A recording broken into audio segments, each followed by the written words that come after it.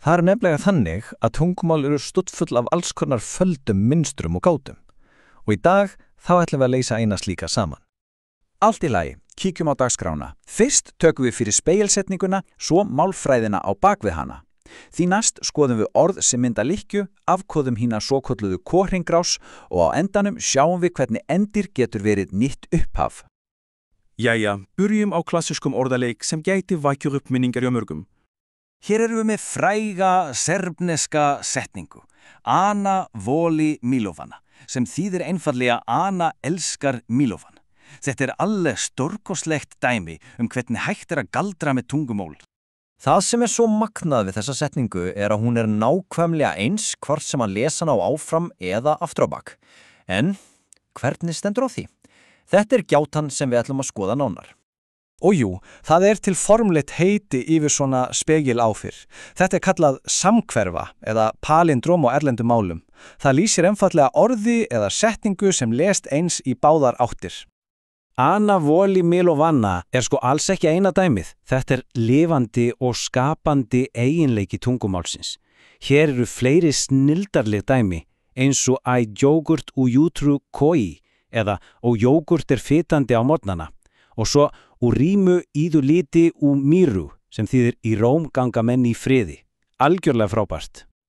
Jæja, en hvernig virkar þetta í raun og veru? Við skulum kafa aðeins dýpra ofan í málfræðina sem liggur hér að baki.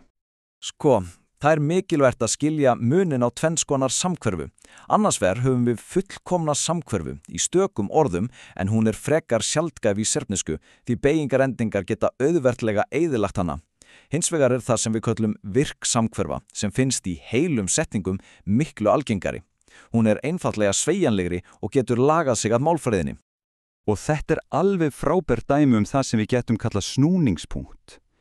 Í setningunni Urimu ístu ljuti miru virkar miðjorðið, ljuti eða fólk, eiginlega eins og ás sem öll restin af setningunni spegla sig svo Allt í lagi. Nú skulum við snúa okkur að nýri og svolítið skildri ráðgjátu. Þetta annars konar mynstur sem leynist oft beint fyrir framan nefið á okkur. Tökum þetta einfalda orð, kajak. Þar geymir nefnilega lykilinn að næstu gátu. Það augljóst að þetta ekki samhverfa. Orðið lest ekki eins aftur á bak. Þannig að hvaða mynstur þá í gangi hér?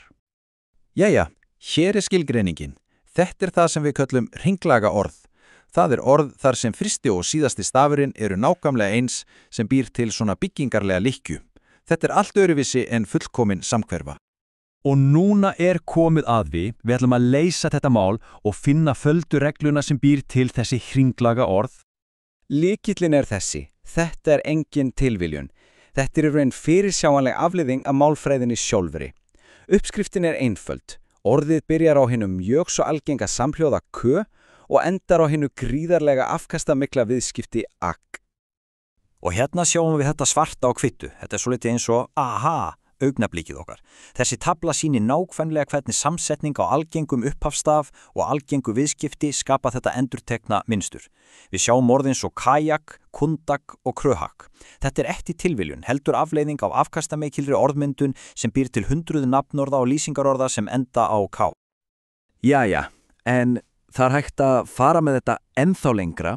Nú ætlum við að vikka sjóndeildarhringinn og sjá hvernig svona mynstur geta jafnvel opinberað dýpri merkingu.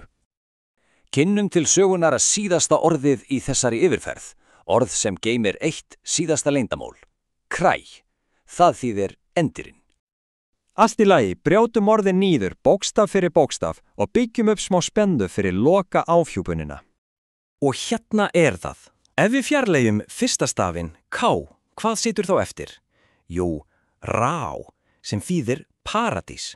Þannig að falið inn í orðinu endir hugmyndin paradís. Og þetta tengir þessa málfræðilega brellu við heimspekilegan lærdóm.